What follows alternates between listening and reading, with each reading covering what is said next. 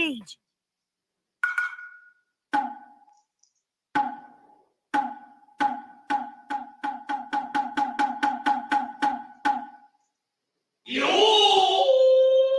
Yo, what's going on, everybody? Welcome back to the Full Nerd Academia podcast. I am your host, Master D Maito, joined as ever by the awesome, the wonderful, the amazing Bunkai.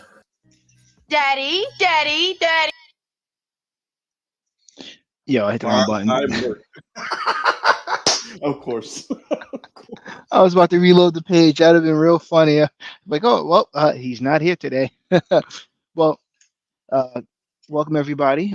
Today we have a good, nice session going today. Yeah, I apologize. My eyes, I'm tired. But we have a nice session going today, and this is our second stream of the year. So this is going to be a fun one. Maito, you want to take over? Let's talk about what we got going for today. Yeah, man. Oh, wait. Oh, where's? Gotcha, bitch. Why is it not? Oh no. Oh yeah, see, look already. Look, I'm supposed to be counting on you Why is? Oh, man. All right, hold on. because I did it already. Hit him with the Oh, Will man. Ferrell from what movie was I'm that? gonna hit you so hard, man. I swear to God. Oh, son of a gun.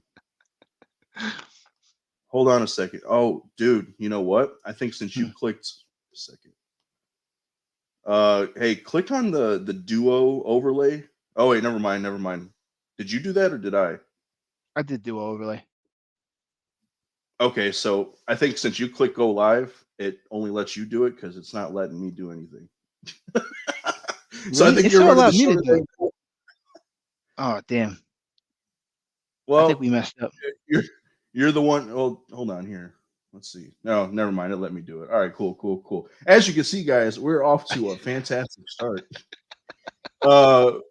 Really quick. I mean, if you've been here before, you probably notice a lot of changes. I mean, the overlays is one thing. The nice new intro video that I did.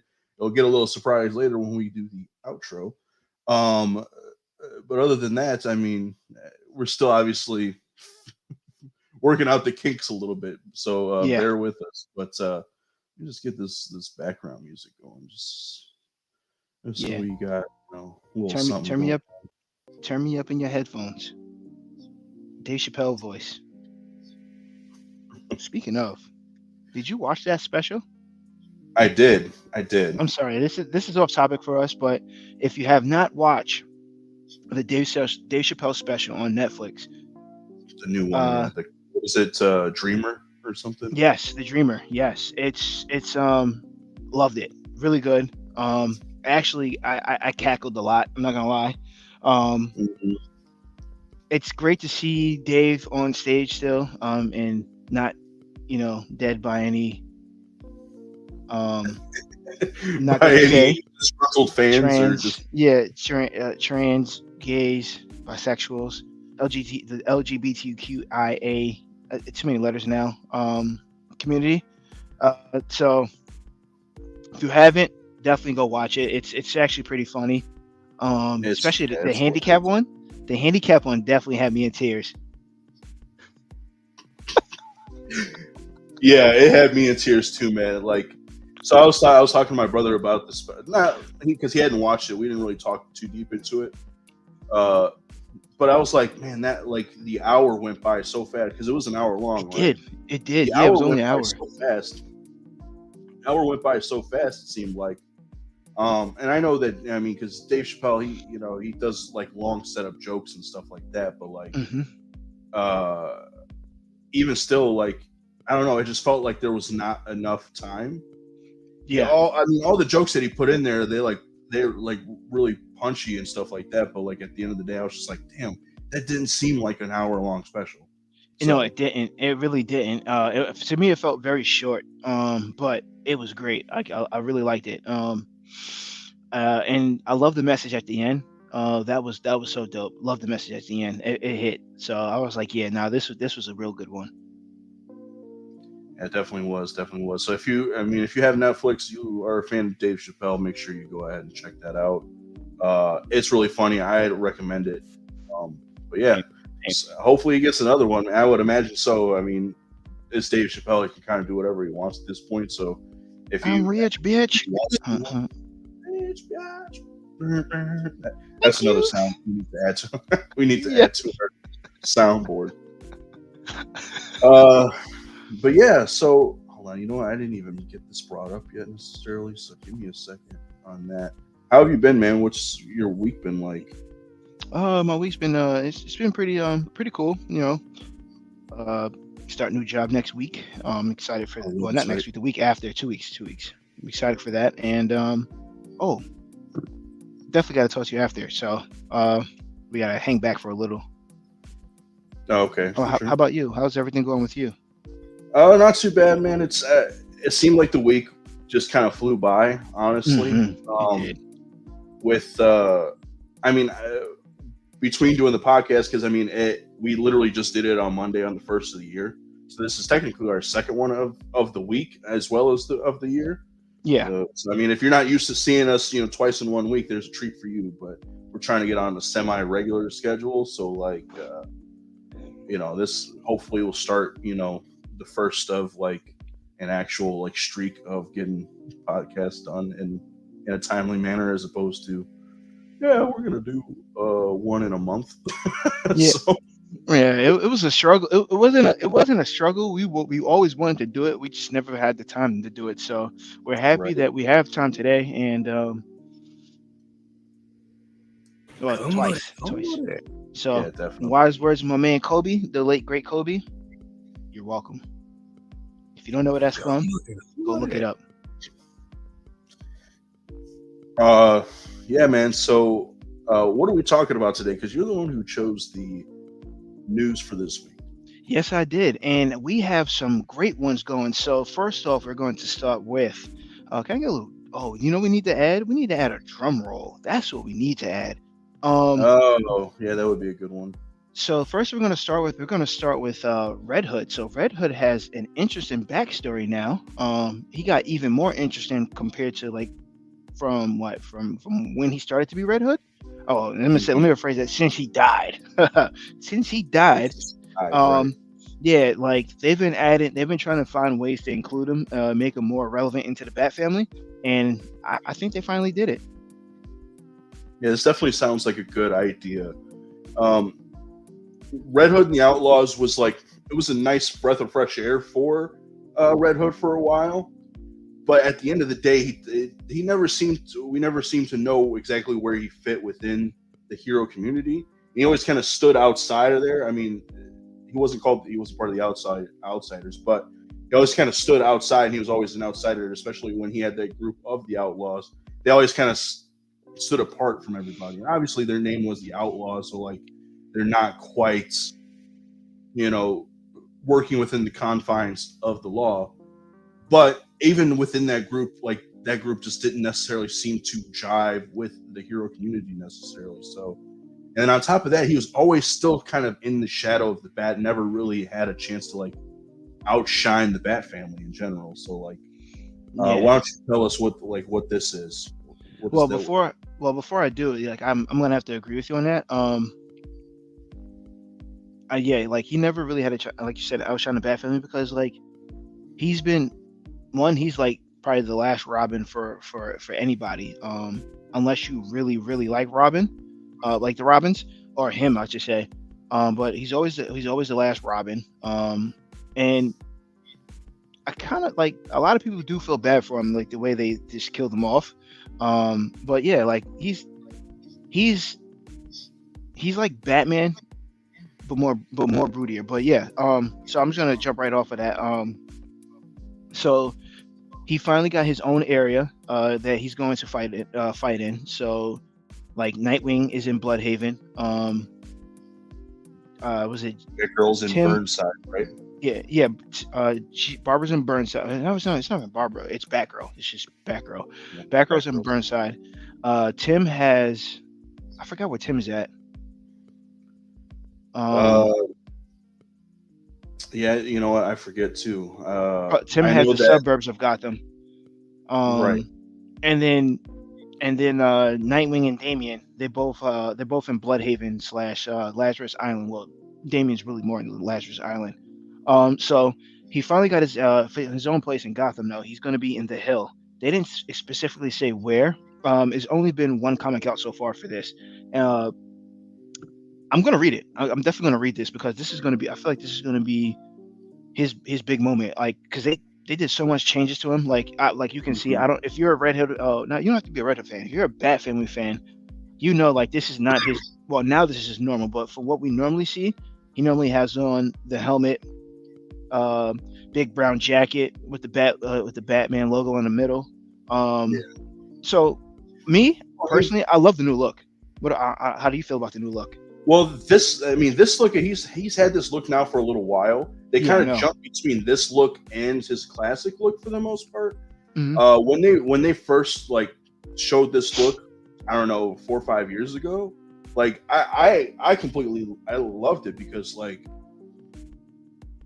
while yes, I do like the first look and it has like a nostalgia for it, this kind of seems to set him apart. Seems to set him apart a little bit, but also like streamlines it in a way to make it like you could tell like yeah, he's part of the Bat Family, but like he looks more street. He looks more like a thug, you know, which is kind of what Red Hood always has been. He's been a hood, you know what I'm saying? So like he actually has a hood on now. He's got like the partial like face mask. I know that for his weapons, like he has the crowbar, and then I think the other one, if it's not a sword, it's like his knife, right, or something. Is it a knife? I thought it was something. You know, you're right. It is. It's a knife. Yes, you're right. It's like a League of Assassins knife, so it's not like a normal knife, so it's like a big giant ass knife that's basically a sword, but it's not quite a sword. You know what I mean? So, yeah, I dig it. I dig it a lot. I mean, I loved it when it first came out, so I would love to see him prominently in this now, as opposed to kind of jumping between looks. But I mean, just in general, like it seems like they're going to kind of reinvent him a little bit with this. Make him a part of a team that's not the Bat Family, kind of leading his own team outside. Like with the Outlaws, he definitely like it was less of like him in a leading role and more of like him as being part of the team, and each person was kind of like their own singular person. Whereas here, it looks like it's going to give him time to shine as a leader. You know, kind of being the one to lead these other two individuals. Yep. There was something else I was going to say about it. Well, first, I find it very funny that he has the crowbar. I think actually no, it's not funny. To me, it's hilarious that he has the crowbar as his weapon. You good? Right. Okay. All right. I like the way you pause is like, hello. But yeah, like I think it's dope that he's gonna have his shine. Like as we were reading it, it said that this is his Nightwing moment. And of course it's gonna go back to the GOAT himself. But I feel like this is gonna be great for him. Like he needs this. Like comic book wise, he really needs that shine because Jason isn't as bad as people think. Like his character is really dope. Like he's a dope character. I don't even know. Like I really don't know what else to say about Jason outside he's a dope character. I'm just happy like he has his moment because like every Bat Family member always gets their moment. Nightwing always shines the most because it's just Nightwing and Tim always shines the most because those are the most popular too. But this is great. Like they need the development for him is going to be fantastic. So, like I said, the first what do you call it? Episode. I won't say episode. The first issue. Yes, thank you. The first issue of the series is out now, and then the second's not coming out until March. It said. Yes, it's March 12th. So we got it's for those, you know. So this is called Red Hood, The Hill. Red Hood: The Hill. With it's written by Sean Martinborough, artist Sanford Green, cover artist Sanford Green, and then with variant covers by Riley Rossmo. This is going to feature a character named Strike, who's the alter ego of Dana Harlow. Apparently, this is somebody that he's in a relationship with, and they're members of a group called The Watch. The synopsis here says, while in costume, Red Hood, as well as other members of The Watch, urges Strike to give up the vigilante life, and in their civilian lives, seeds of jealousy begin to drive a wedge between Jason and one of his oldest friends. Meanwhile, Demetrius Corley Jr. and the villain known only as Slayer both have their own sinister schemes for the town. But what will happen when they converge? Things are heating up in the hill. When it all boils over, will anyone be safe? Yeah, man, I'm interested in this. I'm gonna have to track down or probably just like read it online, the first issue, and then once issue 2 comes out, try to be on it from there. Because this definitely sounds interesting, and I would love to see Red Hood kind of get his time in the sun more, so to speak. Yeah, same. Anything else about Red Hood before we move on from there, sir? Nope. I'm like I said, I'm excited for this. Definitely gonna tune into this one. So can't wait. Oh wait, before I do, I'm mad that the one thing I'm mad about that series though, they don't explain like where the hill's gonna be. Yeah, that's the part I want to know. Like, where is it? What that particular area in Gotham is he going to be? I wish they specify it in that area more. Here, hold on. I'm gonna look it up too. That's what I was trying to do. Yeah, look up. Yeah, because I feel like they could have like put more into that. It just says it's a neighborhood in Gotham near the docks. Okay, that works. Okay. So I mean that makes sense if it's a little bit more of a seedy neighborhood. But wait, here, hold on one second. However, the Hill was once one of the poorest and most crime-ridden areas of an already pretty dangerous city. It has recently begun gentrifying, attracting new businesses and middle-class transplants from more affluent areas of the city. To the annoyance of longtime residents. However, it is still home to a significant criminal element from a major street gang known as the Hills Angels to lower-level supervillains. So Oracle's clock tower was there. No, it says after it was destroyed, the Batgirls relocated to the Hill. Yeah, I know. That's what I said. The clock tower was there. Oracle's clock tower was destroyed. Yeah, it said after Oracle clock tower was destroyed, the Batgirls. Oh no, you're right. You're right. I'm sorry. Yes, you're right. The Batgirls relocated to the Hill. Okay, never mind. I'm sorry. You're right. It's actually okay. So this is something I didn't know. Apparently, it's been around since 2000, and so Batman had a series there called Batman the Hill. Interesting. Very interesting. I did not know that either. I didn't know this. So this is news to me. Okay.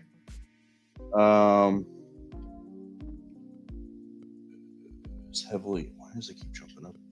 Stupid ads. That's why. Following an incident on the Hill, predominantly black area of Gotham, James Gordon is heavily criticized by the press for his inability to maintain law and order there. Batman also finds it difficult to have any effect there, as the people, particularly Corley, the prime mover and shaker in the Hill's criminal world, do not believe that he exists in any meaningful way. Working separately, they are able to bring Corley down, but cannot help but feel as though they have failed the Hill. Huh. Oh, this was written by Christopher Priest. Ooh. Okay, so Sean Martinborough, the one who is actually writing the series now for Red Hood, is not new to this title. Apparently, he was the artist for Batman the Hill. That's cool. Okay. Interesting. Yeah, I'm definitely going to look into this more later. Yeah, definitely. That sounds really interesting. I honestly, hand to God, didn't even know this thing existed until just now. So like that's same. awesome. Same. And then Yeah, to I see never that heard it's of it. kind of coming full circle for this writer, like to see that he's coming back to it, instead of an artist, he's coming back as a writer now. That's pretty cool. Yeah, it is. Very interesting. But all right, let's move on. What else do we have on the docket for today, my friends?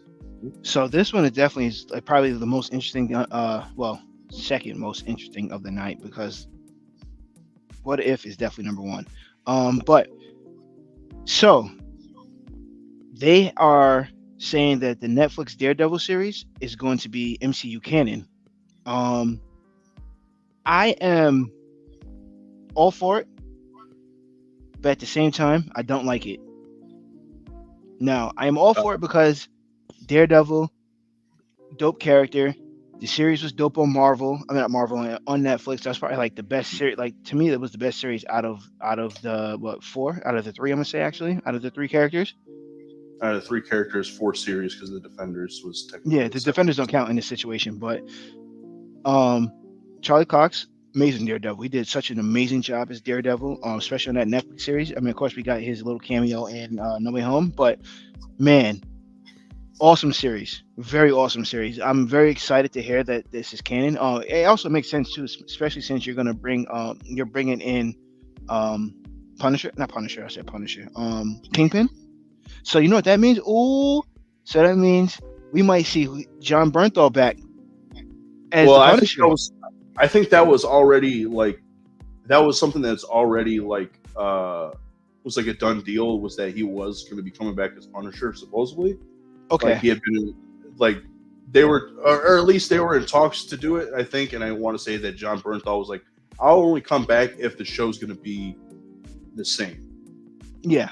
You know, like he doesn't want to, like, you know, pardon my French, but he doesn't want to pussyfoot around like ratings. He doesn't want to pussyfoot around like the content or anything like that. Like, he doesn't want Disney changing things up from what the Punisher series was, because like both seasons of the Punisher, I want to say, were pretty awesome. I mean, season 2 wasn't nearly as good as season 1, but like it still didn't shy away from anything, dude. Like, it was still. And yeah, like, I think season 2, they took too much focus away from the Punisher himself to focus more on what's the lawyer chick's name? Dang, I can't. Courtney, I think it was. Huh? Madani. That was her name. I thought. Okay, but yeah, I think it took too much away from him to put more focus on her, and I didn't like that. They should have strictly focused on the Punisher and in his story. But outside of that, like I was saying, Charlie Cox, great. Like he did an amazing job as Daredevil, and I'm loving both suits. I don't know if he's gonna get a brand new suit after this one, but I think, or they're gonna stick with the yellow one. I want to see him in a new suit. Like, don't get me wrong, I love those suits; they're practical. But I want to see like do I have? Is it that red, the red and black one, or the black? No, the black and red, like the hand black with the red. Yes, that's the hand suit, right? That's it's when he's running the hand. It's like Daredevil as the Beast. So, like, yeah, that's what I want. That's what I want to see, is that, or even like, because they use that suit again later on in the comics. They use it later in the comics when he wasn't part of the hand. It was just like all black. With the he with had the like red the DD. red laps and then the red DD. Yeah. Yeah, bro, I'm looking at it right now. Oh my god, I would love to see that.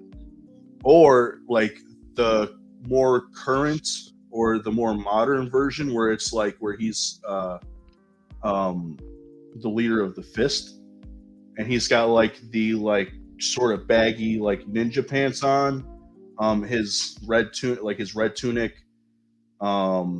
he's got like his beard out. And that one is really sick too. So like either one of those would be awesome.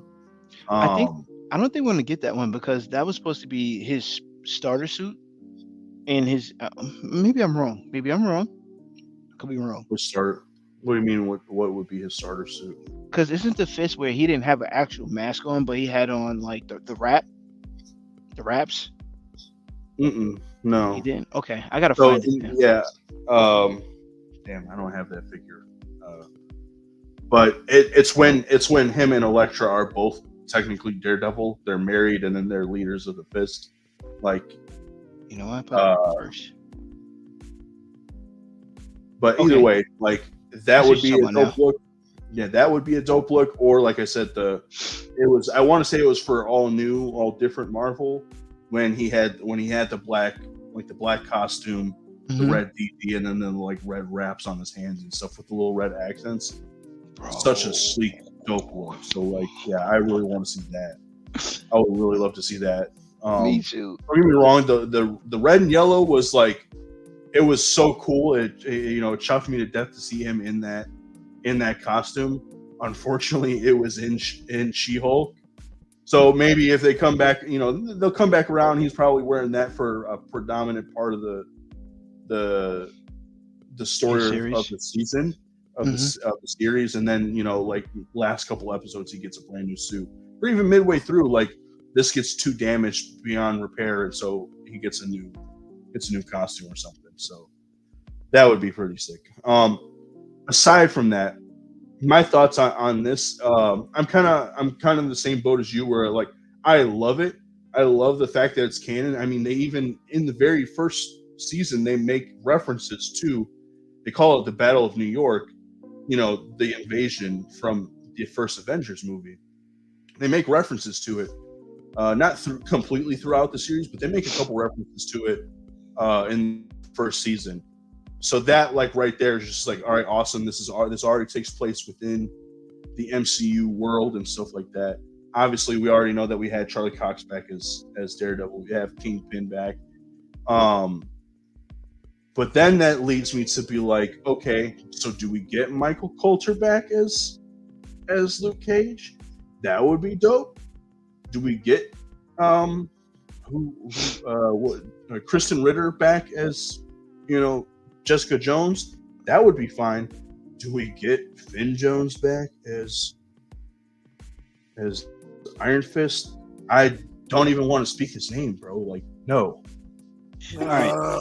Yeah. What a joke. So you and I are on the same page about that. I really do not want that guy back as Iron No. Fist. Like, yeah, he Not had a at all. couple. He had a couple good episodes. But yeah, no, don't bring him back. He had he had one good episode, and it was in Luke Cage season 2 when we finally got and Heroes for Hire. bro, I was so hyped for that. Ooh, I wonder, do we get Rosario Dawson back as well? As the Night Nurse. Yeah, I would love that. me I'm too. down with that.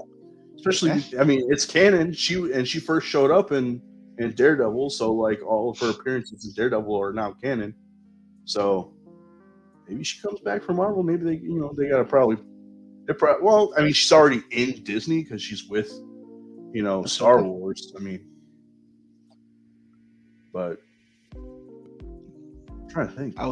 Rosario Dawson's done, like, I mean, she's been in a DC property, she's been in a Marvel property, she's been in a Star Wars property. Wait, she done anything directly for Disney? Wait, what DC she's been in? I can't remember the name of it. It's like it's something that kind of flew under our radar because I know it's not something that we necessarily cared too much about. It's like, hold on, I'll have to look it up now because I don't remember. It's like something Z or something like that. Oh, she voiced Wonder Woman. She did voice Wonder Woman. She did do that, but the Lego Batman, Barbara Gordon. She was directly in it's a show. DMZ, that's what it's called, DMZ. DMZ. I remember that one. Yeah. It's a miniseries. It's an American dystopian TV show. It was based on the comic book of the same name. So that's not something that I even really knew too much about. That was DC Universe. Uh-huh. Like it's on Max right now. If you go and look under the DC like properties or whatever, the stuff that they have, like the shows, it's in there. And it says DC DMZ on it. Oh, interesting. I never knew that. It honestly it kind of flew under the radar. I haven't seen it. I've heard stuff about it, but I haven't seen it myself. Like it definitely like flew under the radar for a lot of people. I knew that she was in it, and I just hadn't. Yeah, you're breaking up, but watching it necessarily, but they were good. Yeah, I never knew that. I didn't know that was I didn't know it was a DC product. Okay, I might have to give it a shot just to see what it's about. What it's about. Interesting. Oh, is DMZ connected to the DC universe? Unlike most TV shows that are based on DC Comics, DMZ originated from Vertigo. The DC imprint for stories not typically associated with comic books. Okay. But yeah, I'm in the same boat with you. I don't want Iron Fist back. The guy who played Iron Fist, I think he was trash. Bring a new Iron Fist. I love the fact that this is going to be canon. So dope. Looking forward to actually seeing him in the actual movie. I know he's not going to be in a. Daredevil's never been an Avenger. You talking about in the movies? No, I'm talking about in general. Yeah, he is. He's an Avenger. Mm-hmm. He was. Interesting. I never thought Daredevil was an Avenger. You know what? Come on, right. man! I didn't know that he was an Avenger. You're right. I deserve that. Oh, wrong one. Shut up, bitch! Freaking yeah, dude. He's been an Avenger. I mean, almost every hero in Marvel Comics has been an Avenger in one point in time. He was. I mean, because he was a big part you're right. of Avengers, New Avengers. Right. He was a big part of War of the Realms. It was like at the end of War of the Realms, which had all the Avengers in it. Like he ended up becoming the new Heimdall, or the Daredevil, the man who sees all, or whatever, like that. Yeah. But yeah. But I digress. I mean, I would love to see him in like an Avengers movie. You know, I would love to see like a more street level grounded Avengers movie. You know what I'm saying? So I mean, if you split it up between like different teams and stuff like that, you got ones that are more grounded, ones that are a little bit more, grandiose, and then you got the ones that are like cosmic Avengers and multiversal Avengers and stuff like that. Like, just break it up into like different teams. Give us a little hit of something here and there. You know what I'm saying? Oh yeah, most definitely agreed. That's why I'm. That's interesting. That's funny. His name was the Scarlet Swashbuckler. I'm looking at the teams he was on, but it said notable aliases: Man Without Fear, of course we know that. Jack Bateman, Mike Murdock, Scarlet Swashbuckler, God Without Fear. The God Without Fear. Okay, that's what it was. That was the man who's all or something, but. Oh, that's interesting. I've never knew that. I knew he's been a Defender, Marvel Knights. That I definitely knew. Marvel Knights is more of like an imprint. It's not really like really a team name. You know what I mean? Okay. I knew he was in the Hand. Was he part of the Midnight Suns? No, I don't think he was. No, not on here. It says on here. It says Avengers, New Avengers, Defenders, Marvel Knights, the Chast, and the Hand. That's it. And then the partnerships was Elektra and Black Widow. Yeah. Which is no surprise, especially Black Widow. Well, I should say especially Elektra. Well, yeah, because Elektra premiered in his book, and then he had a relationship with Natasha, or I think at that time she was going by Natalia Romanova, but like they had a relationship in the book for a little while too. Daredevil famously gets around the superheroine community. That he does. I mean, hey, when you lose your sight, bro, all your other senses, Oh, you know what? they It just made me think. intensify. So, Speaking of, Echo I comes can out bring soon you in too. warm, or I can bring you in cold. what'd you say? That was perfect timing. So Echo also comes out as well. So I wonder if he's going to be an Echo. I would think that he at least makes a quick appearance in it. At the They're end, right? dropping all of them at once too. I think it's only 5 episodes, right? Yeah. Hold on, let me look. Just to make sure. It's going to be next week, or Yeah, starts next 9th. week.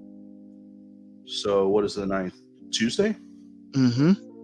Tuesday we get all 5 episodes of Echo on Disney Plus. I'm curious to see it just because, like, I'm not gonna lie, Echo's one of those characters to me. It's, in the comics, kind of like a Z-list character. At least in my opinion. I don't know much about her. I know of her and I know some stuff about her, but I don't think she's ever grown to like huge popularity. But the thing that I like about her is that she is a Native American superhero, and one that doesn't have like a super over the top blatant costume. I mean, the biggest thing with her is she typically has like a white handprint on her face, and then has like a feather as part of like in her hair usually.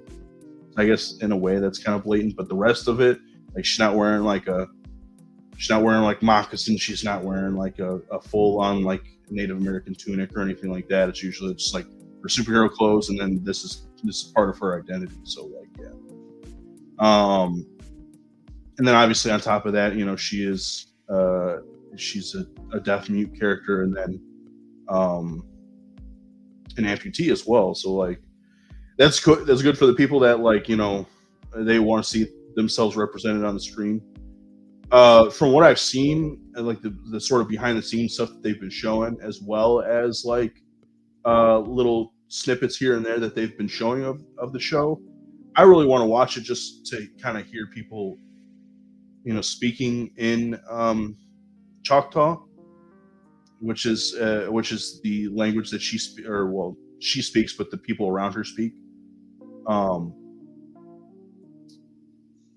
Just kind of getting more of that Native American representation in a show that I dig it quite a bit. As you'll find out, and when we start talking about What If, that was one of my favorite episodes. Was the episode with Native American element to it. But yeah, I mean, I'll definitely check it out I'll definitely check out Echo when it drops. I'll give it, the first episode to see if it pulls me in to like want to watch all 5 at once. If not, it'll probably be diced up throughout the week and try to get like 1 a day or something. So probably by next week we'll be talking about Echo if this gentleman here's caught up on it. You're lucky I don't got the soundboard. I gotta hit you with the shut up, bitch. Shut up, bitch! Speaking of, he's made a return in wrestling too. Dude, oh my God, I saw. I sent it to you guys. I was gonna say you sent it to us, right? It was me. Yes, I had to send that, bro. I was so hyped, bro. All right. So I don't know what nationality that dude was, but he beat the shit out of him, which was funny. But I didn't catch that last part when he was like, San Diego. Yeah, like he was like, I'm going out tonight. I don't know if I should go to the bar, go get some food, or I might end up at the head of the table. And I was like, oh. Oh snap! You think he's gonna challenge Roman Reigns? I know. Oh, he's definitely challenging Roman Reigns. That's something that's been built up for the last maybe 5-6 years. Even on his show, it was supposed to. It had a built up. Had a little I'm gonna say not resignation, but it was built up in there too. So he showed Roman when he was of course it's not really Roman, but he showed Roman when he was a kid. So I was like, oh man, so they're really about to throw it. So it was in the works that they were supposed to fight each other, and it fell through. So now that The Rock is finally back on wrestling, he's gonna get that match. They said probably at Survivor Series, which is going to be a ways away. But he also needs to get in wrestling shape because he was out of breath fighting. Just Oh, really? yeah, he was out of breath just with that one guy. So I was like, yeah, they're gonna probably build him up again so he can get back in shape, like wrestling shape. I'm looking forward to that match. That's gonna be a good ass match. Cena's not still wrestling, right? Like, Oh no, I know he came Cena's back for a done. bit, but okay. Cena's done. Cena only did it because the strike was still going. He had nothing else to Right. do, and Makes he's sense. always welcome. Yeah, he's a Hall of Famer. He's welcome in WWE, and then he got hurt. He lost 2 Damn. matches. He was supposed to win that last match, but he got hurt. So they was like, yeah, just get it over with. He got his ass whipped too. Damn. So it sounds like Rock is talking to Roman, and it's just like, Now, I tell you what, I like you and I want you. Now, we can do this the easy way or we can do it the hard way. The choice is yours. I'm glad you added that. That's like my favorite. yeah. The choice is yours. Yeah, Choice shout out to is yours. Boondocks, man. That was such a great show to watch when I It was was. in high school. Yeah, I was in high school when that came out. Man, I love that As show. a young buck. Yeah, literally. Yeah. I loved the hell out of that show. Like that season, that episode in particular came out after I think I graduated. But like when Boondocks first came out, it was like you walking through the halls, you could not, like, you passing by your buddy, you could not resist saying some crap from the show. There was no way that you couldn't pass a friend and you not hear that. It was that and Chappelle Show. Yeah. Chappelle, oh my god. It was so funny that I'm about to give you a real throwback. So I think I was a sophomore when Chappelle Show came out. In high school. I'm old. No way. You had to yeah. have been younger than that, bro. Come on now. No, I was a sophomore. Chappelle Show came out when I was in middle school. Hold on, let me check because I want to say I was like 6th grade when that came out.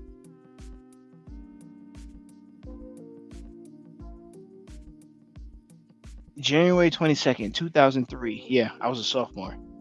I graduated in 2006. Oh. Well, I was in middle school because I'm a young man and you're not. So no, I lied. I'm sorry. I was a freshman. I'm sorry. Yes, no, I was a freshman when it came out. So the show was so hilarious that we were playing. This is I think PlayStation 3. No, 2. No, 3. That was definitely PlayStation 2, 3. Because I think 2 didn't have online. Yeah. No, I don't think 2 had online. It did, but you had to like. It wasn't very common. So it might have been 3. I don't know. I'm over here telling you like your life when you were growing up. Yeah, no, right? Because I thought 3 came out in like 06, right? No, you're right. It was PlayStation 2. It was PlayStation 2. So see, you're trying to tell SOCOM 2. Actually, SOCOM 2 came out around this time. What a joke. Okay. And that was the outside of Halo. SOCOM 2 was the running mate for Halo at that time, and to me, it was one of the best games that I've ever played. I've always been big on third-person shooters. I was never I didn't really like the first-person shooters, so Halo was cool, but it wasn't like my type of game. But we ended up making a whole Chappelle Show clan, and everybody had to pick a character from the Chappelle Show. Oh, no way. Who are you? Ashley. Bro, yeah.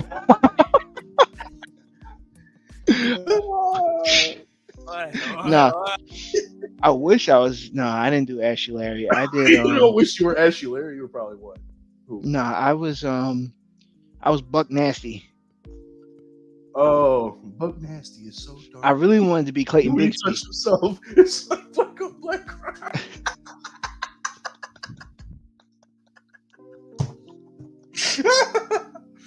Oh man, don't get me started on Chappelle Show, bro. Come on, no. Hold on. We can't be doing this. We gotta get back on track. Don't be getting me started. Oh my god, that like thinking I was pumping my gas earlier.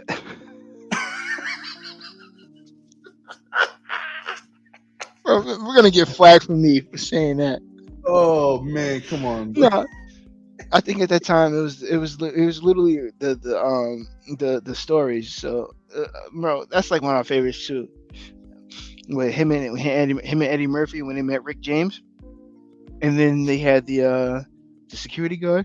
He had one eye looking at me, and man, rest in peace to Charlie Murphy. But I had one eye looking at me, the other eye looking at Rick, and I said, "Son, touch." No, he said, "I'm gonna kick this motherfucking nigga through this motherfucking window," and I was like, "Bro, what?" My chest.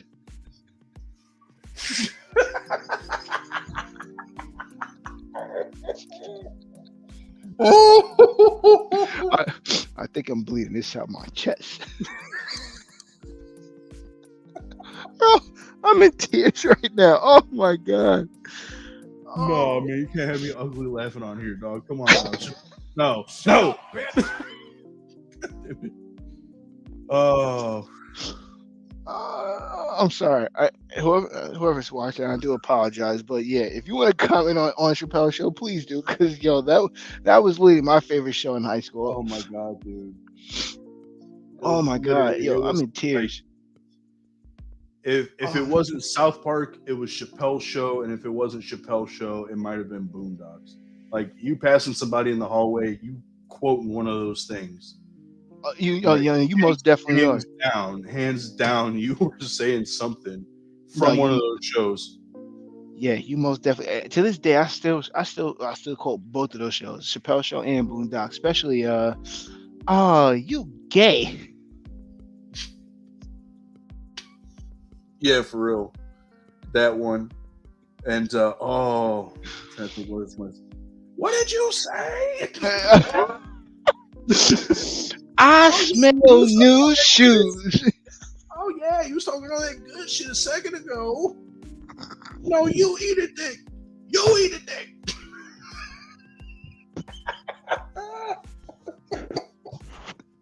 Oh, dude. My brother watching. Hey, bro, get on here. Let's start talking shit about Boondocks. Come on. Yo. That was his and mine show, dude. We would sit there. We worked together for a while. We would be at work just dying laughing. Oh my god. Hold on. Nah, me and my brother still quote this to this day. So like, I'll answer the phone. Well, it's either it's both. It's either we'll answer the phone or be on FaceTime. And he hears niggas. The episode with the milkman and GAR.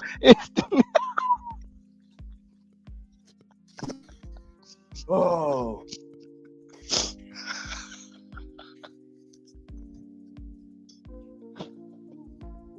Oh. Well, and this show, guys. Oh my god. Oh man. Oh. Perfect. Yo, that show was definitely perfect. Season 1 and season 2. I don't care what nobody say about Chappelle's Show. Oh, you cannot hate on the Chappelle Show. No, for real. Oh my god. Yo, especially I'm in real tears. For the time, for sure, man. It was like hands down, like one of the best. And like I was listening to a podcast the other day, and they were talking about Chappelle's Show, and they were saying how like Chappelle's Show is probably like one of the best, like the greatest, the GOAT sketch show of all time, aside from like In Living Color. In Living Color was great too, and even for its time, it was great. But like Chappelle's Show for its time, dude, greatest sketch show. Don't get me wrong, I like Key and Peele, but they don't have nearly the amount of quotable lines as Chappelle's Show does. Nah, they really don't. The only the only real quotable thing out of Key and Peele is Substitute Teacher. Substitute Teacher. I was gonna say that's like the one thing everybody does, and like even when I used to work at a factory, there was a welder that I was really cool with, and even to this day when I talk to him, he says it. But like, he would just be quoting the Substitute Teacher all the time. He was just like, Jessica, Denise, D Nice. Say your name right. Say it correctly. Denise, right. he, Denise, right. he would come by my workstation and just start freaking quoting it and shit. But that's literally like the only freaking quotable lines from Key and Peele. Everybody remembers Substitute Teacher. Not everybody remembers, that's all they remember. They don't remember the football players' names, or there's the one other one. And I said, bitch. You said that though? Yeah, I said it. Yeah, it's no real quotable lines in it. It's just the skit itself is the one with the racist zombies. I don't think I ever saw that one. Oh my god, yo, you have to watch the racist zombies. It's like it's a zombie apocalypse that broke out. So it was literally right after The Walking Dead dropped, and it's him and Peele, like he and Peele like running through it. They're like, oh my god, I don't want to get eaten. We got to get through this. I don't know how. And then they run outside, and the zombies see them, and then they spread apart because it's black guys trying to run by. Oh, okay. No, I don't think I ever saw that one. I started thinking of another one that they had, but it was where they were extras on Walking Dead. That's the one I remember. It was when they were extras on The Walking Dead, and it's just and the other one with when he was sweating.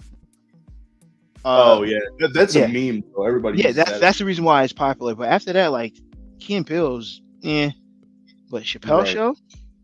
Oh man, you could quote lines from you pull sketches that nobody remembers and be like, oh yeah, I remember that one. And exactly. I love Chappelle's Show. I almost wish that he would make that show again. Honestly, he can't. He can't. No, because it's too many sensitive people now.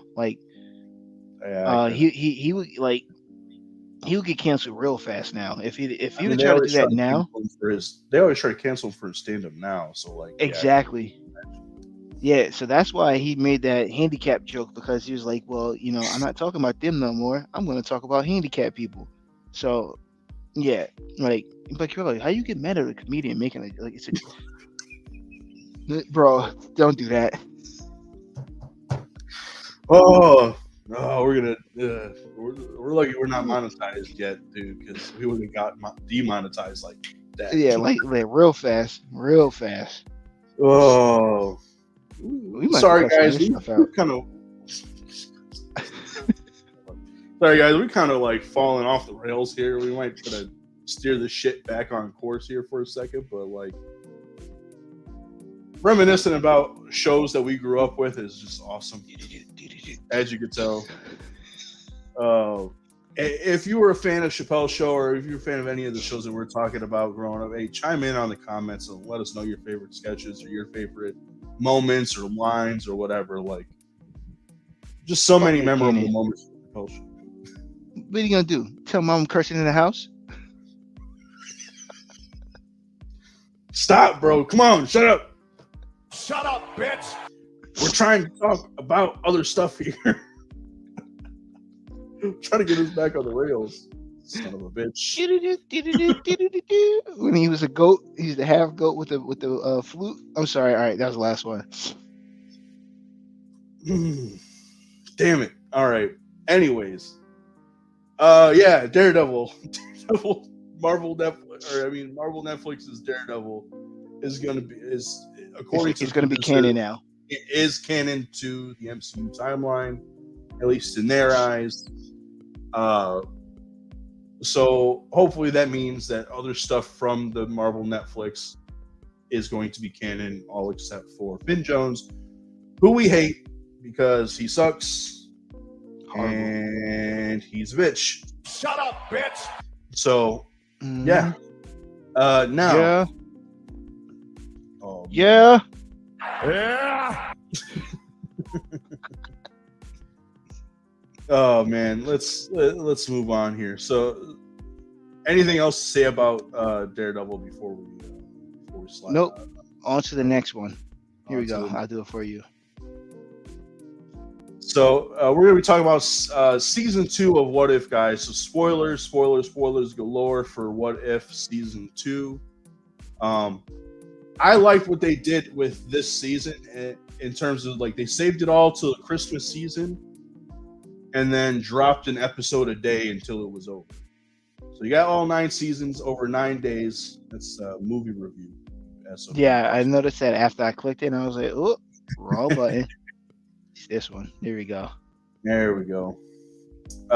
Spoilers for What If season 2, but what are your initial thoughts on What If, man? Or what you finished? So I didn't get a chance to finish them. I think I'm like 2 episodes off. But first episode, a little catchy. I was like, damn, this is a solid. But the Peggy Carter one, Agent Carter. I think is it Agent Carter? That's what they call her? No, no, she's Captain Carter. Captain Carter, bro. This man, that one instantly caught my attention. I was like, nah, this is crazy. Like she's a dog. Like she needs to have her own regular show. I'm sorry. She needs to have her own show because there's no way like she's this good of a character, and we're not like pushing it out there for her because too dope. I'm trying to remember all the other ones. Other ones didn't really catch my attention, especially the one that you're gonna talk about because I know you like that one. I thought that one was trash. Like it was boring. It was you know what it reminded me of? It reminded me of Killmonger. And then funny thing, I said that to myself, and then it literally popped up saying, she's like Killmonger in What If, just not going out to like she's not evil. She's not a bad guy. She's a good guy. She's a hero. So I got to finish. I think like the last 2 episodes, and I know one of the last 2 has not Killmonger. Captain Carter. Definitely got to watch that. So yeah, I think it's the very last episode was Captain Carter. But so we can go in order here. We'll talk about it in order. So What If? So episode 1, What If Nebula joined the Nova Corps? That one hit the ground running. Hit this season the ground running for me, dude. I really loved that episode. No, it was good. So it to me, it felt 100% like Blade Runner, dude. It was like watching Blade Runner, but like in cartoon form. Yep. It was so sick. I loved it. I was like, yo, this is dope. And then like towards the end, she like basically gets Yondu's fin and has the arrow. She's got her own little squad. Like, Howard the Duck funny, Korg funny. Korg is always funny. Yeah, Korg is always funny, dude.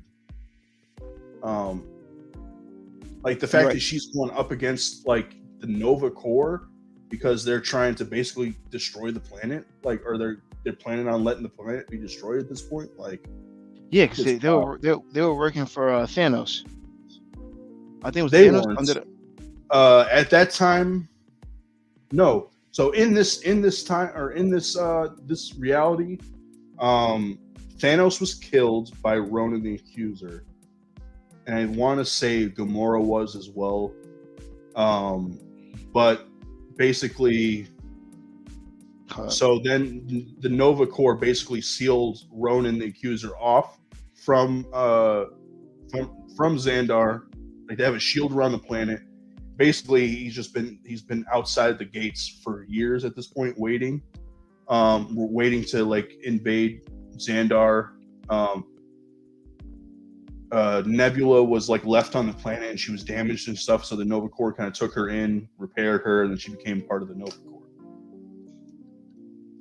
Yeah. And then this whole like mystery ensues of like, I think somebody had stolen a plan or something along those lines. Basically they tricked her into handing over the information that it was Nova Prime and the Nova Corps basically like flipped on her and like double crossed her, basically manipulated her into getting the stuff that they needed because she was the only person who could get it since she's a cyborg. So. All right, so just to throw it out there, I know who's watching. It's my brother. My brother's watching right now. And he was like, I don't know what the hell they're talking about outside of the Dave Chappelle stuff. So I had to fill him in. So I told him the Red Hood stuff is comic book stuff. He's like, I work too much. I said Dave Chappelle. Red Hood is comic book stuff. The other is Daredevil. Daredevil is on now. It's on Disney Plus. So you get a chance, definitely watch Daredevil. It's on Disney Plus. My bad. I didn't mean to go revert back. Now I know who was on there because he says he ended up sending a text message. So I was like, all right, I'll just put it out there. I was like, I don't see any comments. Yeah, hey, bro, comment. Yeah, just talk with us in stream. Yeah, just comment on there. I would definitely we would love to explain to you. So, but yeah, I mean, any other thoughts on Nebula joining Nova Corps before we hit the next one?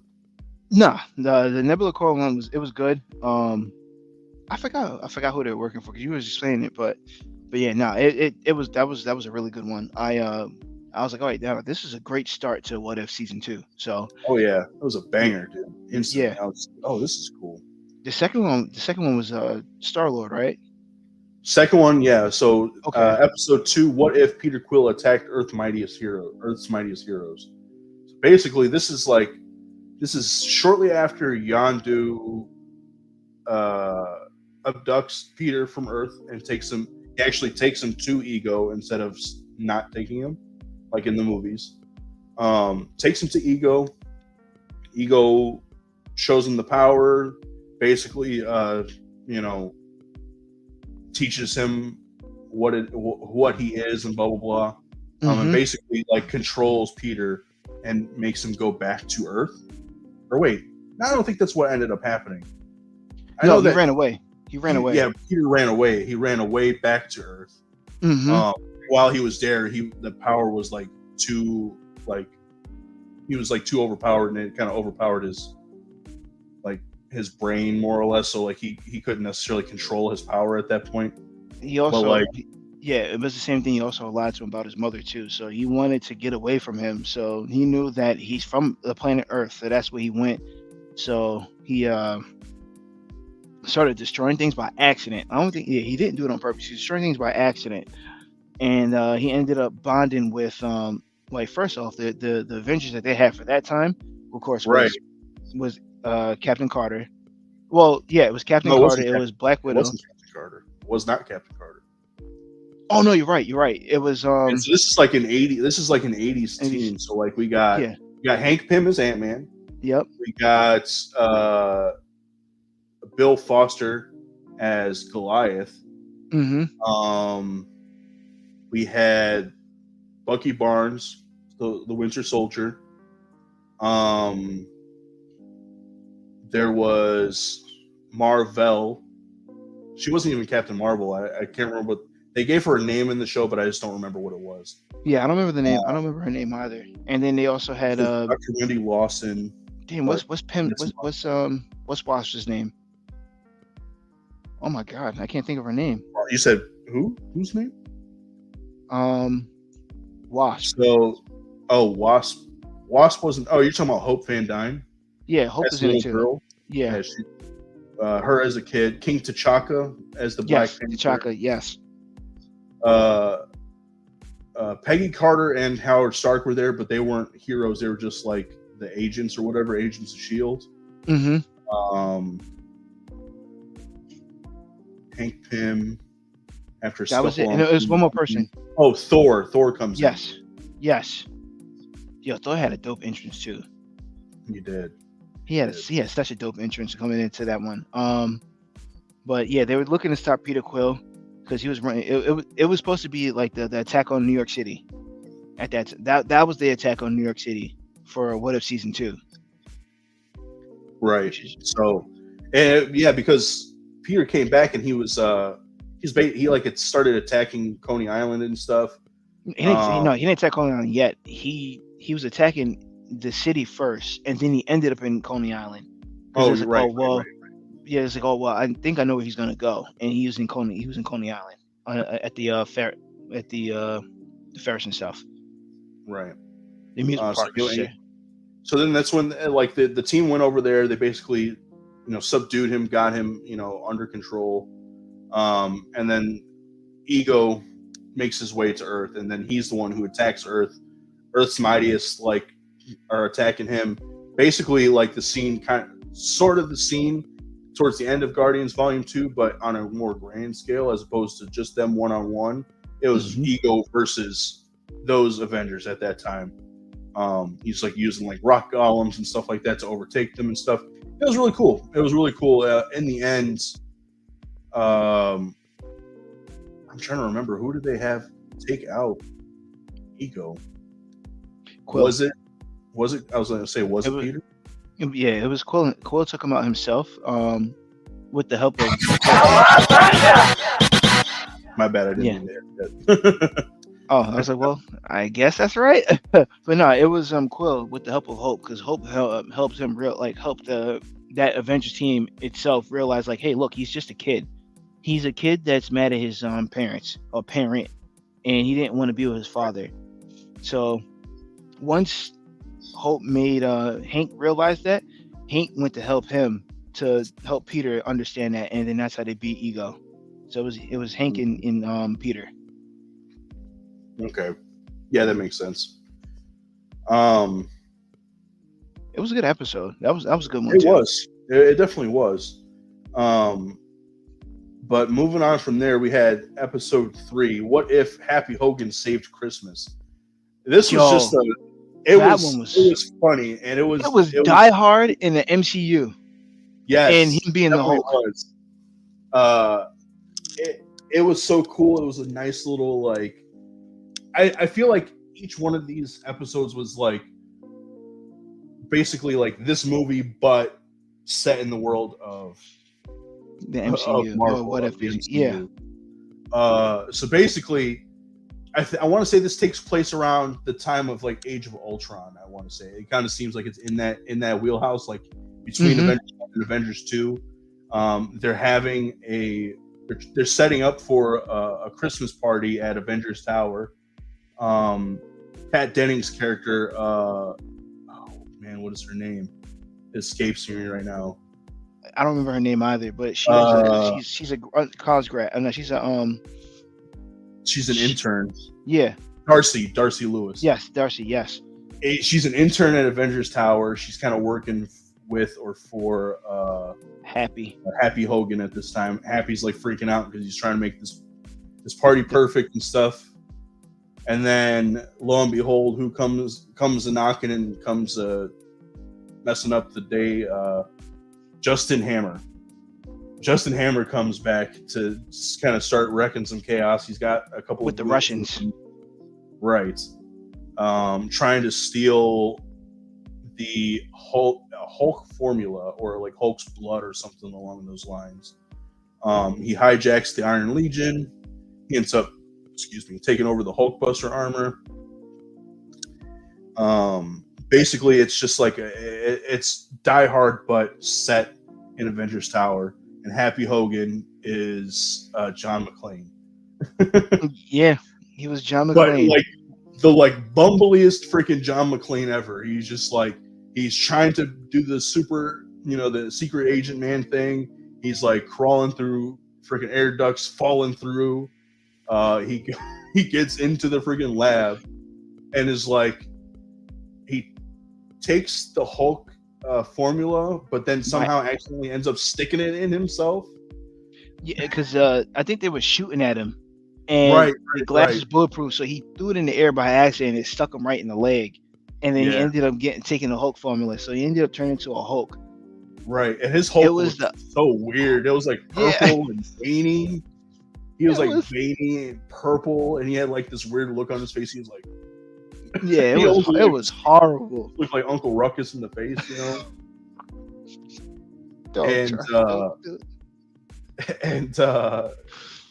but like he's talking pretty normal. He has control of his rage, but he's just like super strong at this point. But he's like slowly transforming into a Hulk. So it was one leg at first.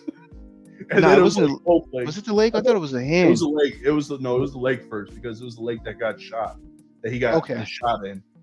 That was like the one leg for a second, and then it was like the other leg, then it was like both hands, and then eventually his whole body and stuff. But it was so funny. It was good. It was a nice little like, oh, this is funny. This is good shit. Yeah, but who was he talking to before he like fully turned into the Hulk? And then the whole Avengers came there because it was Stark, it was Hawkeye. He kept trying to call everybody. He kept everybody, yeah. And then it was like, all right, well, I don't know what to do. They're just ignoring his ass. Yeah, so I was like, dang, Happy's just right on now, his own. Happy. And then who was it? Was it Black Widow who noticed him? She's like, because she, oh man, now I don't remember who it was. Because they were attacking him, right? Like when they got back, they were attacking him. Yeah, because they didn't know who it was. If it wasn't Black Widow, I want to say it was Steve. I think Steve recognized that it was him. Okay, because I know it wasn't Hawkeye. No. But when they recognized him, Stark's mood completely changed, which made it even more funny. He was like, "Ooh, my toy." For real. Oh no! And then like when he saw freaking Hammer in his Hulkbuster armor, he was like, "Why are you playing with my toy?" Yeah, or that's my stuff. Oh, when Hammer hit Happy with the go to sleep. Oh yeah, dude, that was funny as shit. That was funny as shit. Oh, I bust out laughing. That's right. Go to sleep. Go to sleep. Oh, bro, that was a good one too. I think that was from the 5 that I saw. That was my second favorite. My first favorite is definitely the one with Captain Carter. That first one. I didn't see the last one yet. I gotta watch the last one. But yeah, I'm sorry. Yeah. No, I was gonna say so. Well, there was 9 episodes, so you've seen all but 2. So yeah. Right. Okay. So yeah, the last one I saw. Okay, so now I have to go back and watch. Because I think I fell asleep during one of them. The last one I saw was Pocahontas, Pocahontas, whatever her name is. Kahori. That's what I said. But all right, so episode 4 then is what if Iron Man crashed into the Grand Master? I saw that one. This is like the end of the first Avengers film after he sends or he guides the nuke into Thanos at the end. But like I think the portal closes before he. No, I take that back. He didn't. That's not what happened. Wait, or is it? I don't remember exactly how it happened, but he ended up going through a portal to Sakaar. And crashing into the Grand Master. The Grand Master, obviously, just like in Thor Ragnarok, takes him prisoner. And instead of like gladiator fights this time, they're doing a death race. And this is probably like my least favorite of them. Mm-hmm. But it was still cool nonetheless. His armor was so sick. He like basically turned. He like took all the scrap or whatever from Sakaar and made an Iron Man armor. But the Iron Man armor transformed into a freaking race car, and like could transform back into an Iron Man armor. It was pretty dope. It was pretty Transformers, Iron Man in disguise. That's exactly what that was. One time I actually get to use that thing. That's exactly what that was. That was a Transformers episode. It was, but his armor looks cool, and they have a Hot Toys or Sideshow collectible of it. Mm-hmm. It looks sleek, man. It looks really good. Like if I had the money, I would buy one, but those things are super spendy. Hot Toys, Iron Man. What? Let's see if I can find a picture of it. I meant for Hot Wheels, not Hot Toys. I was listening to you. I was listening to. Oh, it is Hot Toys. Okay. Yeah, I got it right here. I think. Yeah, I got it right here. Yeah, I got it too. Okay, I was about to share my screen, but yeah, you got it. Now, this one, I like the transformation. It's really cool. Hold on here. I'm gonna see if I can. Sammy Hunter Spidey. I love that one.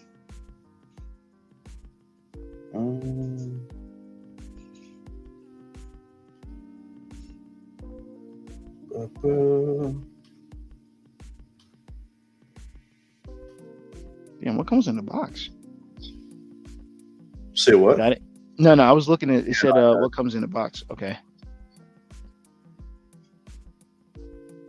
But like this thing is pretty sick. Like, oh, can't see it over my. There we go. It looks really cool. It's a big old huge figure, and I mean I don't know if this thing is articulated. I don't know what all comes with it. I just like the way it looks. It's so cool. It's got like those markings, kind of like how Thor did on his armor in Ragnarok.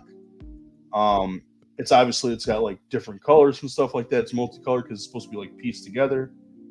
But this thing looks dope. It's like a Hulkbuster, but like if a Hulkbuster could freaking transform into a car. Yeah. I don't think this thing can transform into a car. Like this particular one, I don't think it could transform into a car. That'd be pretty sick if it did. Yeah, And no, then that'd be freaking crazy. Justifying that kind of a price, that'd be pretty awesome. But $4.95. Golly. yeah, it's a hefty price tag, man. And I mean, that's what you get when you're, paying for some expensive plastic sometimes. But I digress. What were we talking about? Oh, right. So, I mean, did you have any other things to say about that episode or no? No. Okay. Give me 1 second here. I just. What was this episode after this one?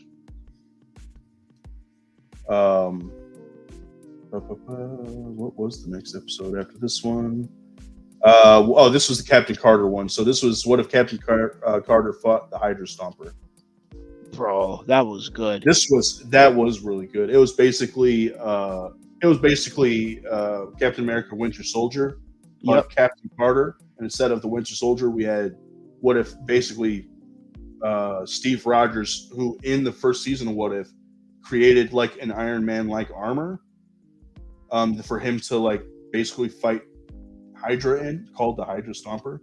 As you saw in the end of that, he basically took the fate of like Bucky Barnes from the MCU, where he, dies, but really he gets captured by the Russians and then like brainwashed into becoming, their agent and stuff like that.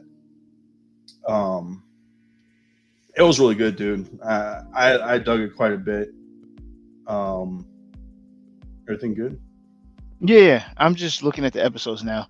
But yeah, no, I'm with you. Like that was probably like my favorite episode. That's not that as of right now. That's definitely my favorite episode. Is that one? I'm looking at the episodes now to see like which one's is which. So then after that, it was Kahori. We saved the ship, the world. And then you got What If Hela Found the Ten Rings, Avengers Assembled in 1602, and then Strange Supreme Intervened. The last two episodes are basically focused around Captain Carter. Okay, yeah. So I was in the middle of watching. I was in the middle of watching What If Hela Found the Ten Rings. So I gotta finish it. I'm gonna restart that one. That one I gotta rewatch because I saw it and I fell asleep during that one. It's like, all right, I gotta go back and watch that one again. Yeah. Yeah. Talking about Captain Carter. That episode was really sick, dude. It was really dope. It was basically like it was kind of blended Black Widow and Captain America Winter Soldier, like those movies together. Mm-hmm. In What If, because at one point they end up finding out, so like they basically knock some sense into Steve, right? Like kind of knock him out of his brainwashing or knock the programming out of the suits or whatever like that for a little bit. And then they like talk him into he kind of talks him into going after the Red Room, which is who was in control of him at this time. And then he gets there and it's basically an ambush. The Black Widows start attacking them. We find out that Dreykov is actually dead, but then I think her name was Melina. is the one who now controls the Red Room. So basically, the person who was like Black Widow's mom in Black Widow was now Ranji. What's up with that? Yeah, that's my brother. What is up with it? Yeah. Ron, welcome to the show. You want to touch on that a little bit? Yeah, no, I just wanted to see like what he meant by like what's up with Echo. I'm just asking him now. Or he hears us, so what is it exactly you want to know about Echo? Like the release date? Fuck it, if you want to know the release date's gonna be January 9th, so it's next week. Yep, this coming Tuesday, I next believe. Tuesday. Mm-hmm. Because the 7th is tomorrow. Yeah, so next Tuesday. They're dropping all 5 episodes of it. Yeah, I think it's 5. so. I don't think it. Yeah, I don't think they. Yeah, I it's thought 5, at one 1 point through 5 they were said. supposed to be. I thought at one point it was supposed to be like 6 or 7 episodes, and they cut it down quite a bit. Maybe it was 9. I think it was supposed to be 9 episodes. I think so. That's what I saw too. And then they cut it down to 5, and they're dropping all 5.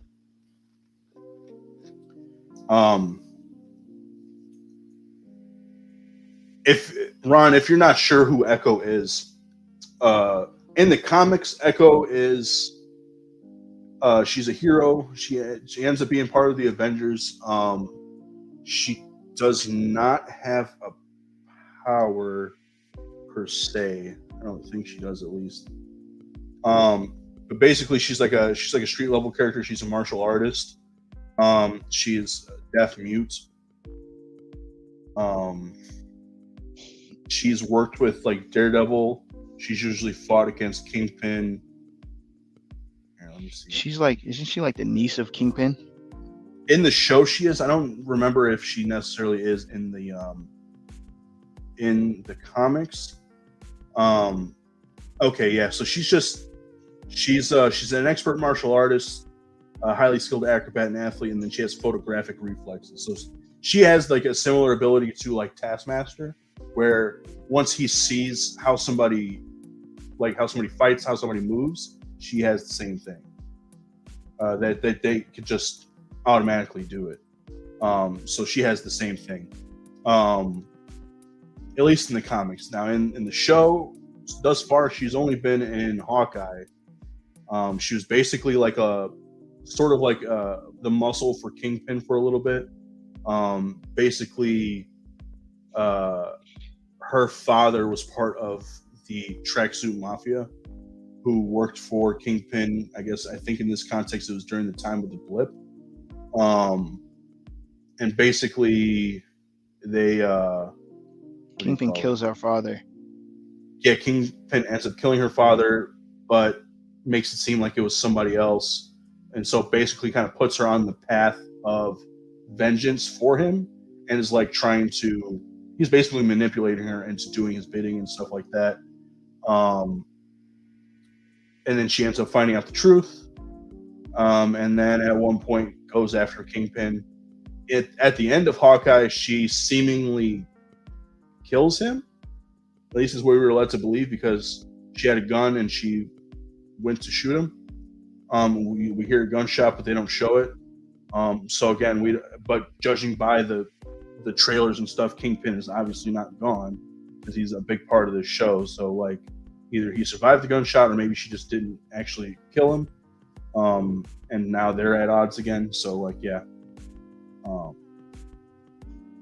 I'm curious to see. I'm curious to see how the show goes.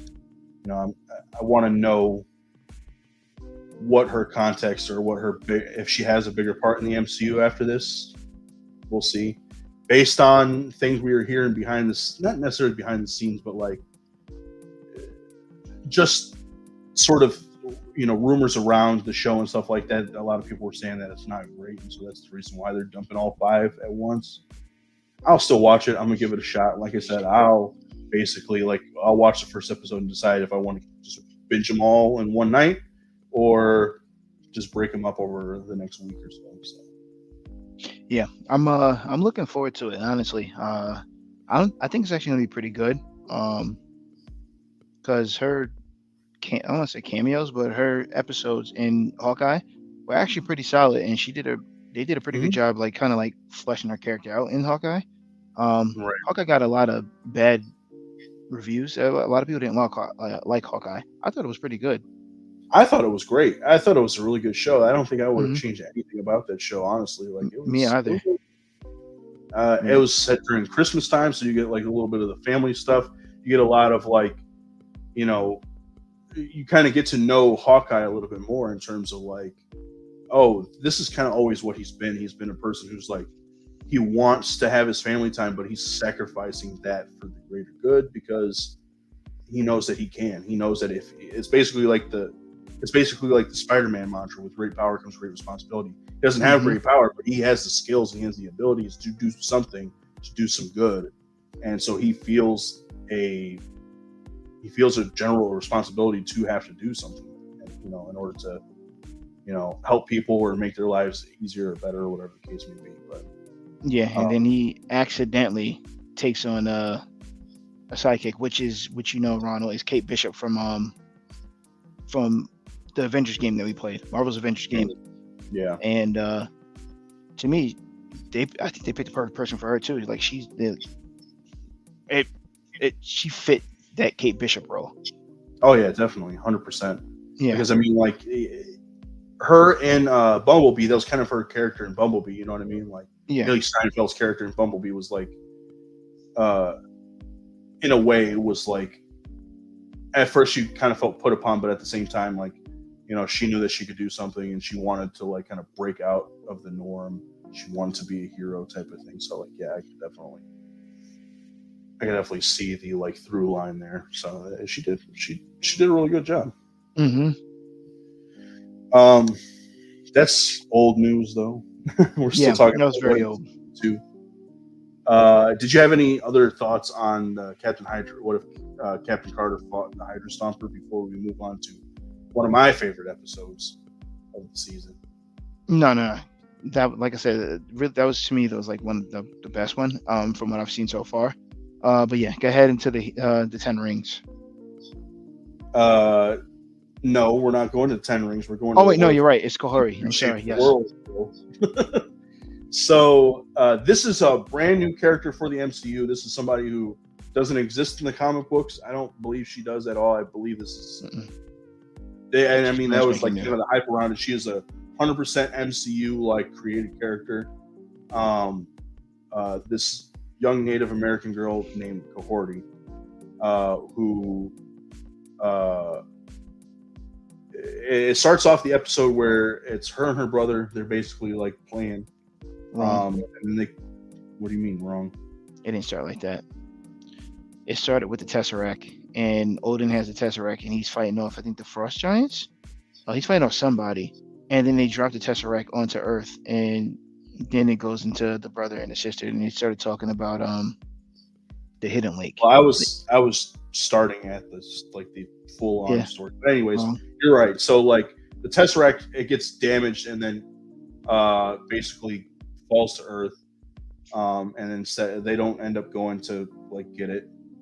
They just leave it there, and so it basically ends up in a lake underground, like an underground grotto or whatever, in the middle of the Americas. And so it starts with Kahori and her little brother. They're basically playing their chase. They're chasing after each other, or her little brother's chasing her basically. And then they get to the edge of like what's considered the cursed lake. And then they're just like kind of talking about that and trying to figure out like, you know, why do they call it the cursed lake? Yeah, what's the hype around it? They get back to their village. Then there was conquistadors who came, kind of came upon them in search of the Fountain of Youth. Excuse me. And so Kahori and did her brother run away with her? They both ran away together. Yeah. They run away together.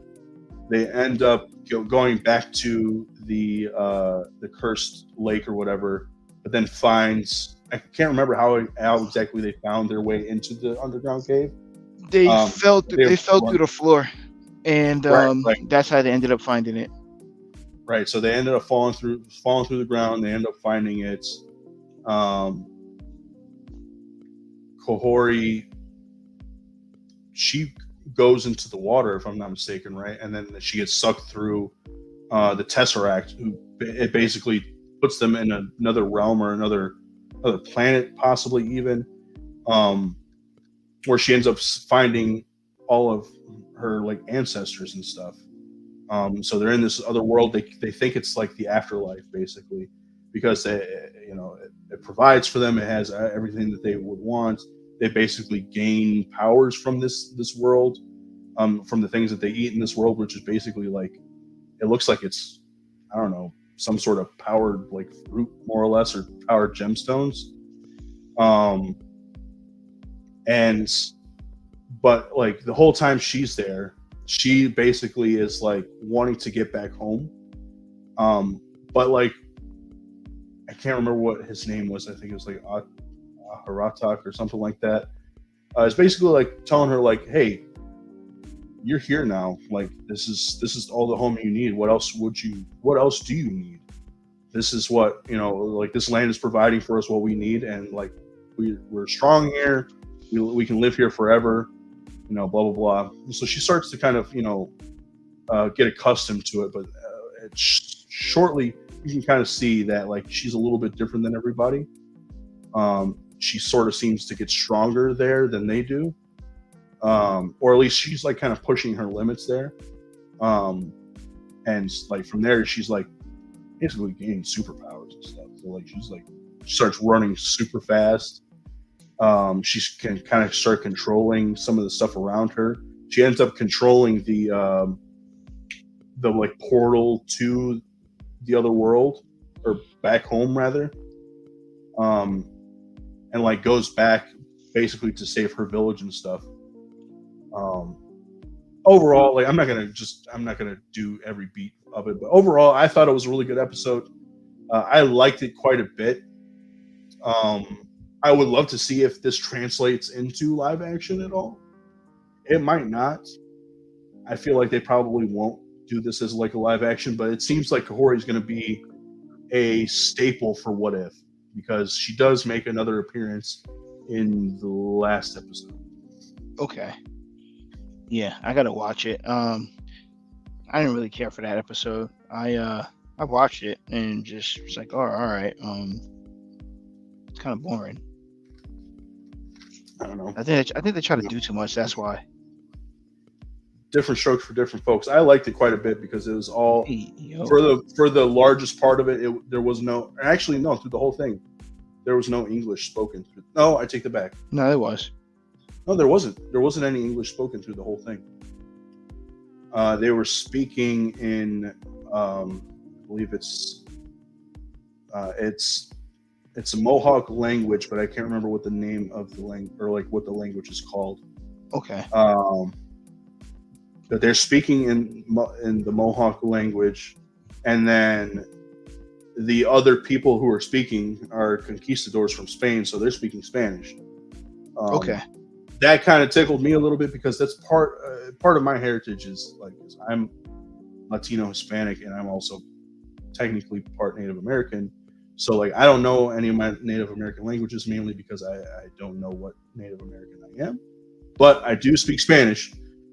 So like to get like the Spanish as well as like the Native American, that kind of like hit me a little bit. I was like, oh, that's kind of cool. So barely. But like it tickled me. I liked it a lot. I ended up liking the episode quite a bit. I'm a little bit of a linguophile, I think is the word, but I like different languages and stuff like that, and learning about different languages and kind of what words come from and stuff like that. So I thought it was cool. I liked it quite a bit. But then we moved from there into What If Hela found the 10 rings. I'll touch on it a little bit. It's basically Shang-Chi, but with Hela instead of Shang-Chi. It's a little bit Thor, and it's a little bit Shang-Chi, like kind of mixed together. Like first Thor and then Shang-Chi. What were you gonna say, bro? Yeah, I was gonna say, if you don't know who Hela. Hela. Yeah, there you go. Say Hell and then Hela. Yeah, you know what I meant. Yeah. She Yeah.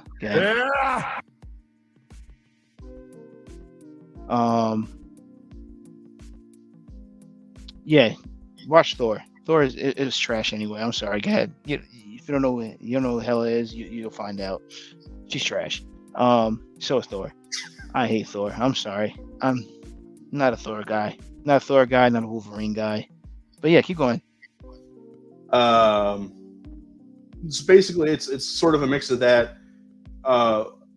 If you've seen Thor Ragnarok, you know that Hela was Odin's executioner, and then eventually he wanted to turn to peace, and Hela had a problem with that, and so he cast her out. He cast her into Helheim and basically imprisoned her there, stripping her of her power and blah blah blah. But as opposed to sending her to Helheim this time, he basically does what he did to Thor, which is to send her to Midgard. He took away her helmet because that was kind of the source of her power, and put an enchantment on there. And instead of making it to where she's worthy, as if she knows mercy. So if she truly knows mercy, she is. I think it was like whoever dons this helmet, if they know mercy, shall gain the powers of Hela or some shit like that, right? And so basically sends her to Midgard. She's fairly close by to her home, and she basically tries to pick it up. She can't because she doesn't know mercy. It actually ends up that she, instead of being like in Arizona, she's in like a more ancient China, where she runs into Shu Wenwu, who was the Mandarin in Shang-Chi, so Shang-Chi's father, as he's like basically during his conquest and stuff like that. He kind of takes a liking to her, because even though she doesn't have her power and stuff like that, she's still putting up a fight. And then, yeah, I mean, from there it kind of turns into Shang-Chi, where they she ends up finding her way to Ta Lo. She kind of gets taught to like calm the F down. She finds, at one point, Heimdall tells Odin that like, I can no longer see her, so he thinks that somebody killed her, and he's coming to Earth to basically take his vengeance.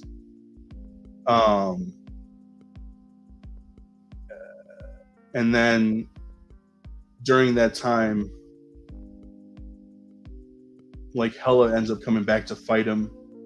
She ends up joining forces with Shu Wenwu, and the two of them take on Odin. They defeat him, and then ultimately, when it gets to the point where Odin's like, "Go ahead and kill me," she says, "No, I'm going to spare you," type of thing. And then that's when her helmet comes back to her.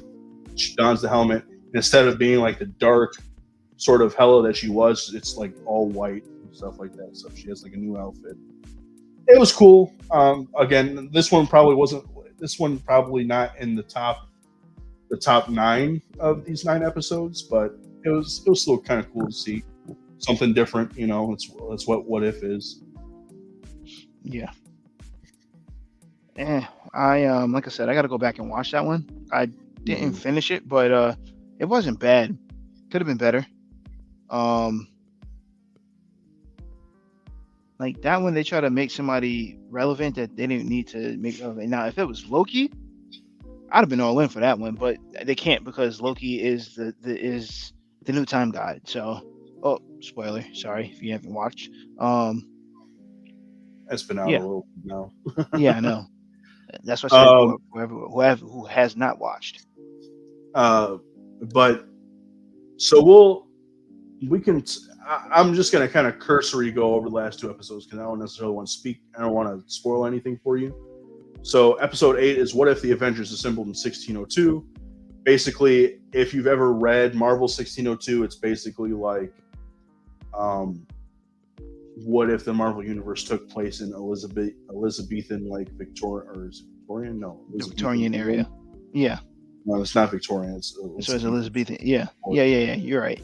But like olden times type of thing, and we find out actually that Peggy Carter, Captain Carter, was like plucked from her reality into this one because she was, I guess, needed to help with something. We don't know who did it. We don't know why. But that's kind of like the basis of this episode. And then basically she like forms an Avengers team to fight King Thor. And then that rolls right into the second episode, which is it says, what if Strange Supreme intervened? We just kind of learned from the very last episode who it was that had anything to do with the last episode, and then it kind of goes from there, and you kind of see how that plays out. I like that last episode a lot. It was really cool. I liked it quite a bit, and like, if you've seen What If season 1, a lot of cool stuff from season 1 gets put, or a lot of cool people rather from season 1 get put into this last episode. But as well, they also show a bunch more awesome stuff of like, oh, I didn't even think of that. So that was really cool.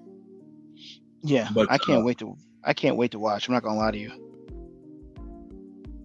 The last two, really I should have cool. been watched it. Yeah, I know. Get into it. I should have been watched it. I know. I'm trying to remember. I thought there wasn't there an episode where it shows us where Gamora came from? Remember the Gamora in season 1 where she has like Thanos' armor? Yeah, that was. I might have to get back to you on that one. That I know there was an episode with that. Where did that happen? Was it in those last 2 episodes? I'm trying to remember. You know what? It was episode. It was the what you call it episode, because I think she spared somebody's life. Who was it? Oh no, I remember now. Okay, it was in the Iron Man Crash into Grandmaster episode. Yes, she spared his life. Yeah, She's trying to capture him. You're right. For Yeah, I Thanos. completely forgot about that. That was a whole beat of that. I completely forgot. But Yeah, yeah, me that too. was really cool. That was a cool like little side story because when she popped in season 1, we had no idea where she came from. We were just like, who is this Gamora? What's her backstory? Because they didn't tell us, but we kind of get some backstory then. So that's cool. But yeah, I don't want to spoil these last 2 episodes for Bankai here. So if anything, next week, if he finally gets caught up on it, we could probably touch on it a little bit more. But that was kind of our thoughts and our take on What If. Let us know yours in the comments. Did you like it? What did you like about it? Was there certain episodes that you liked more than others? What would you like to see in What If season 3? Because spoilers, guys, they've already shown us like little teases of season 3, and it's coming really soon apparently too. So that's pretty cool. I can't wait for that because season 2 was really dope. I can't wait. What If in general has just been dope since its outset. So what were your thoughts of what you've seen so far of season 2? What are your thoughts on season 2 of What If? Are you asking me? Well, yeah, I'm asking. I almost had a Chappelle Show moment. I was about to say it was a tragedy. What was the question? Shut up, bitch! No. What? What were your overall thoughts on season 2? Overall thoughts on season 2 so far? It's season 1 is great. Season 2 is really good as well. Definitely give it a watch. I feel like there's gonna be some things that some people don't like about season 2. There are gonna be some things they do like about season 2. For me, like I said, Captain Carter, dope. Love Captain Carter. I think that just brought out season 2 even more. But I feel like she's probably gonna end up getting like either her own show or her own movie or something. Like we'll see. That would be really cool. And I'm curious. I don't know if they've confirmed or denied this yet. I don't know if this Captain Carter from What If is the same Captain Carter in Multiverse of Madness. I believe it is. I'm curious. I don't know. I don't know if they have or not. I'll have to look it up. But I thought it might have been a separate Captain Carter, because how does Captain Carter from What If get split in two with her own damn shield? Spoilers for Doctor Strange in the Multiverse of Madness if you haven't seen it, but she makes an appearance. She gets killed by the Scarlet Witch. You're right. You know what? You're right. Well, it's a variant, so I don't think so. You're right. I take it back. It might be a variant. Matter of fact, I think it is a variant. You got to be a Because variant. I don't think any of those characters on that Earth have appeared in. Well, I mean, they haven't. Any of them haven't. None of them have appeared in No. anything What If yet. So it might. Yeah, no. It might be a variant of Captain Carter then. So who knows? I'm sure we'll get some confirmation on that at some point, or maybe we won't. Marvel might just be playing fast and loose with What If and like other shit from the movies and stuff. So Yeah, we won't know. Yeah, we won't know yet. we won't know until we know. But if you had to pick a favorite, what was your favorite episode? I told you my favorite episode. You mean between the two Just seasons Captain or Carter. just this season? Just Yeah, this it's just this season. It's definitely the agent. Well, Captain Carter. Yeah, Captain well, I Carter, guess it's, Hyper Suffer. yeah. She got I busy. would say, dude, I'm torn for what my favorite one would be, because I really liked the Kahori one. I don't know if it's necessarily my favorite though. If anything, if I had to say, if I had to pick a favorite, it has to be between the first episode and probably the last episode. Because Nebula joining the Nova Corps, that one, it was cool. I liked the aesthetic of it. I mean, they all have the same aesthetic. But overall, like the fact that it was like basically Blade Runner, but in What If, that was really cool. In Marvel What If, I should say. So that I liked that quite a bit, and I thought it was a banger to start off with. So. But yeah, anything else, man? Anything else you want to touch on before we head out of here? Because we're almost at that 2-hour mark. No, we're good. It was definitely I want to say thank you to everybody who definitely showed up. Ron, thank you for the comment.